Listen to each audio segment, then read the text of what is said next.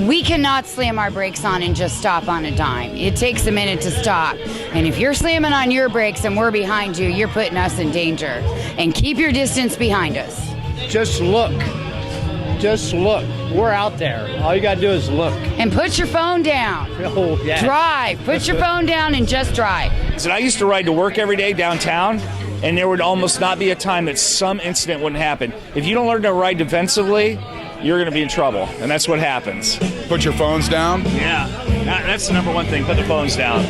On a motorcycle, you see people on their phones so Texting. much clearer than in a car. Yeah. And because you're right there. If you're on your phone, don't be on your phone, because if you look up and you got to stop, there's a bike behind you, they're not going to be able to stop. So just paying attention. Keep your eyes open and stay off your phone. That's the best thing you can do.